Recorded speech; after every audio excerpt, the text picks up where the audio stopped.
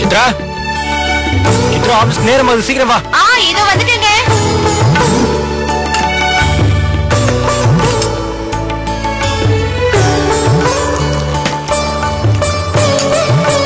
நீ சாப்பிடலையா? நான் அத்தை கூட சேர்ந்து சாப்பிடுறேன். மா என்னப்பா? வாமா எல்லாரும் சேர்ந்து சாப்பிடலாம். இல்லடா நான் சாப்பிடுறதுக்கு லேட் ஆகும். நீ சாப்பிடு, நான் அப்புறமா சாப்பிடுறேன். சித்ரா நீயும் உட்காருமா, நான் பரிமாறுறேன். பரவாயில்ல, நான் அப்புறமா சேர்ந்து சாப்பிடலாம். உட்காரு சித்ரா, நான் பரிமாறுறேன். வேணாத்த, அப்புறமா சாப்பிடலாம். சித்ரா நீயாவது உட்காரு, 2 பேரும் சேர்ந்து சாப்பிடலாம்ல. சரி. ஓ நாங்க சொன்னா கேட்க மாட்டீங்க, புருஷன் சொன்னாதான் கேப்பீங்கல்ல? அப்படிலாம் ஒண்ணு இல்ல. சேச்சே, விளையாட்டுக்கு தான் சொன்னேன். சாப்பிடு. போதாத்த.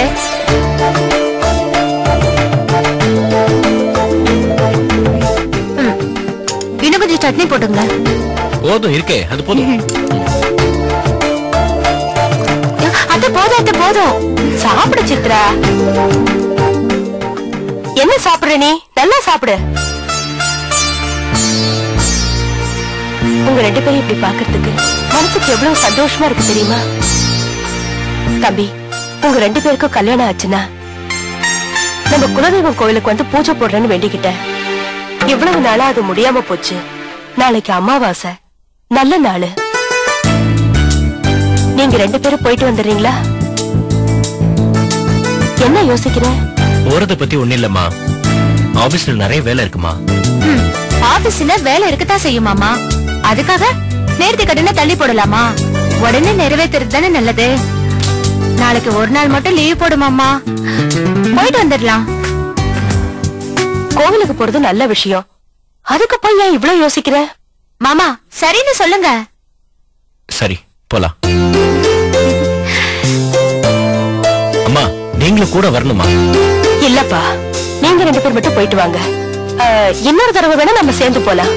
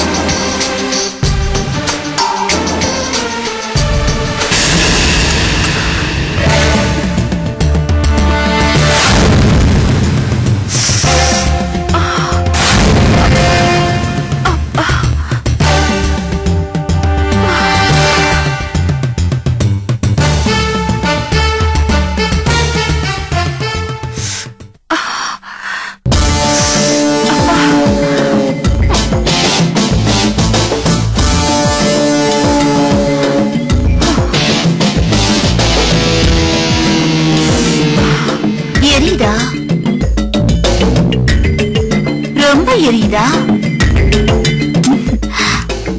இது ஆரம்பம்தா, ஜஸ்ட் சாம்பிள். இனிமேதா நீ உண்மையான வலிய உணர போற.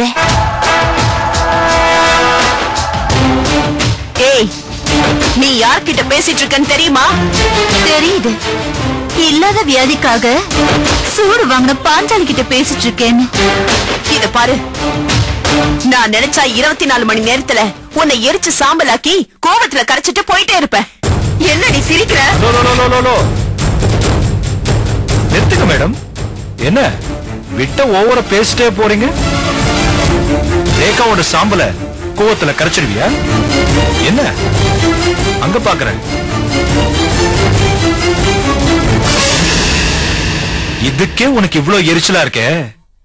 அன்னைக்கு எங்க குடோன் எரிஞ்சப்போ எங்களுக்கு எப்படி இருந்திருக்கும்?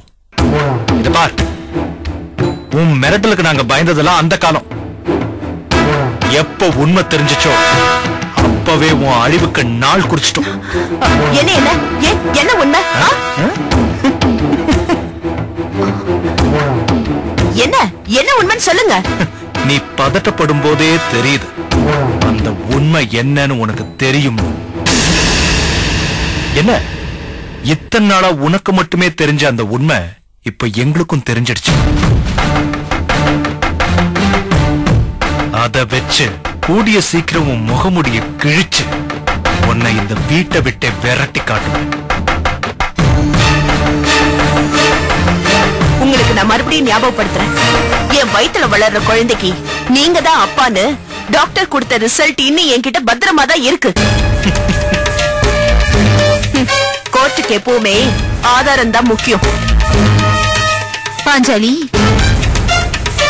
நீ சொன்ன பொய்ய ஒரு தடவை கோர்ட் நம்புச்சுங்கிறதுக்காக ஓவர் கான்பிடென்ட்ல பேசாத.